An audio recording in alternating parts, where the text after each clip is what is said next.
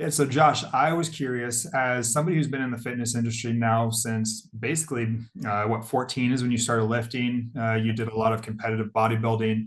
You're now still within the fitness space and kind of evolved from that, doing more lifting and endurance training and everything. But basically, somebody who's been in the space a long time, been around a lot of influencers, been around a lot of athletes. What kind of advice would you give to this younger generation of guys who are now coming up in this space as well? What kind of things should they look out for? Yeah, just give us a little bit of your old man advice. Yeah, I love that. And it feels like I've been an old man involved in it for a long time, just simply because it's changed so much since I got into it when I was 14, 15 years old. So, around 2010, the social media side of things had really not hit yet. So I think that has definitely changed the landscape.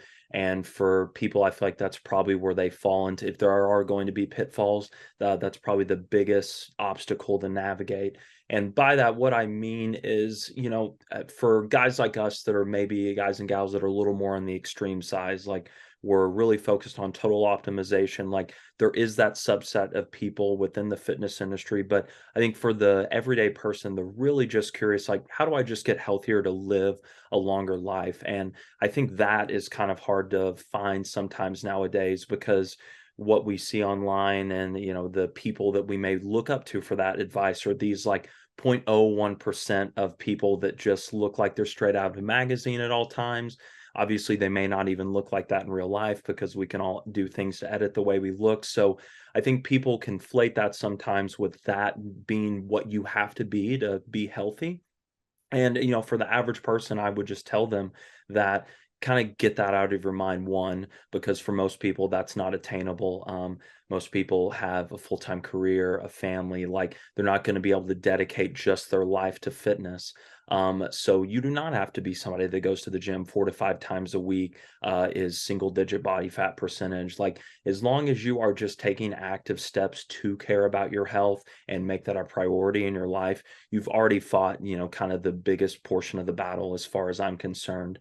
Now, as you go along your road, you may, as you get more in shape, learn more, you may want to add to that and get a little more, in quotes, extreme with it. But by no means do you need to be so hard on yourself that it's like, man, I have to live up to everyone else that I see online.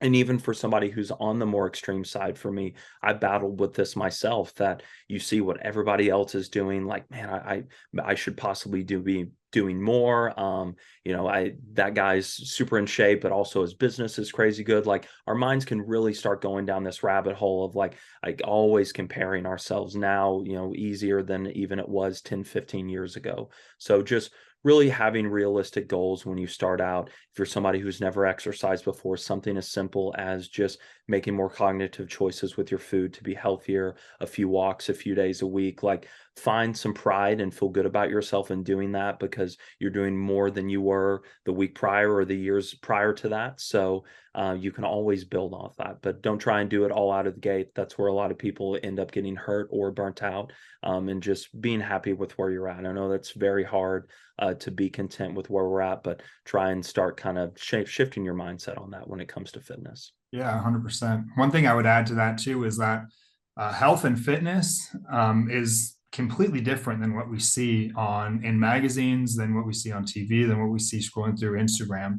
That's something that I didn't realize until probably 10 years into it. Yeah. I mean, even when you look back, like starting probably the 70s and the golden era, the Arnold era, we looked at those guys as being the epitome of health and fitness. Like those were supposedly the healthiest people, ever. When people looked at Arnold back then, it was like, oh my God, like this is a healthy individual. But now we know, no, not at all by any means. This is somebody who was taking 10 oral Dianabols a day, very toxic substance to grow those kind of muscles, that we know now that just having that much muscle is not healthy. It can almost be the equivalent of having that much body fat, and that's an oversimplification, but it's not healthy is what I'm saying. And so what you see that's portrayed as health and fitness isn't always health and fitness. Having a little bit of fat on your body is much healthier than somebody who's single digit body fat. And so if you can see the outlines of your abs and you're disappointed because you're not looking like your favorite Instagram celebrity, you're actually probably better off than them when it comes to a health standpoint. So there's just a huge disconnect between what is portrayed as health and wellness and what actually is. And like I said, it took me a long time to realize that.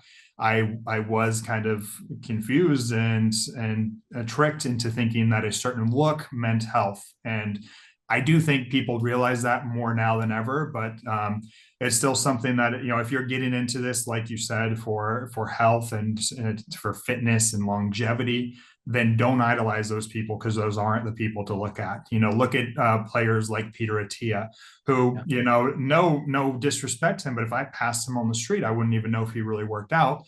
Mhm. But he's a very, very healthy individual. He has the lab work to show it. He has the data to show it. He has great cardiovascular health. He has great strength. He has great biomarkers. That is a very healthy individual. He's got a little bit of fat on him. He's got a little bit of muscle. He's not overly muscled. That's somebody who, look up to if you're looking for that. Of course, a lot of our egos get in the way, and we want to be that big, huge, muscular person. And I do think that you can probably have more muscle on you than somebody like Peter and still be healthy. But that's where you need to take a very educated approach, or work with somebody, like Merrick Health that we work at, to kind of help you with those goals, to getting a little bit more on the aesthetic side, but staying healthy.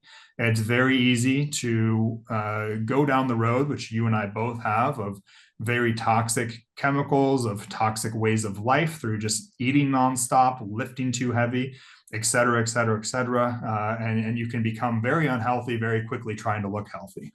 Absolutely. So, No, I love that. And also something I would add too is just to know that if, your fitness journey should just be that, a journey, and that you should look at it as a lifelong commitment to being as healthy as I can be, and that there's going to be different chapters of that. In your mid 20s, early 30s, you might just be married, no kids yet. So you have more time to allot to focus on, being a bigger, more muscular person.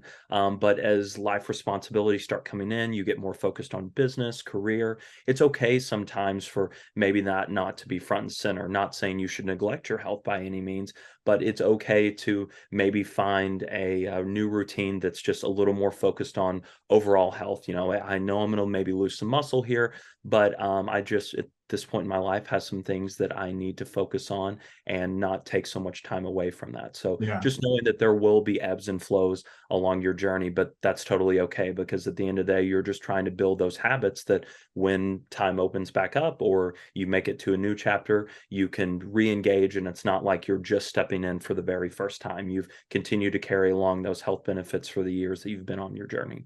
Yeah, I mean, that goes back to what I said previously too. If you're just somebody who's in your mid 20s or 30s and thinking, hey, I need to get on top of my health, it's actually very, very easy to be healthy. And that Mm. goes back to, health does not equal what you see on Instagram and YouTube. Yes. That is not health. That's the extreme, and that's actually very unhealthy. It's extremely easy to be healthy, and it's kind of sucks because people get they get kind of I don't know. They feel like they can't do it because it doesn't seem obtainable. They get really Absolutely. discouraged early on because Yeah. you look at the guy with the freaking 12 pack of abs and veins popping out, and you're like, I never, how many times do you hear people say that? Like, I'll never look like X, Y, and Z. So then they Hmm. just don't even try. But I wish that we could get in people's head like that isn't health, and you should put them Yes. into a different category. If you just want to be healthy and live a long life and you don't care about the size of your biceps or your abs, it's very easy to maybe do 2 to 3 10-minute walks throughout the day in between clients or on your lunch break. It's easy to try to reduce a little bit of saturated fat, to pull out some of the simple carbohydrates, eat a more whole, unprocessed food. And that doesn't mean all whole unprocessed food, it just means making, like you said, being a little bit more cognizant of the choices that you make throughout the day.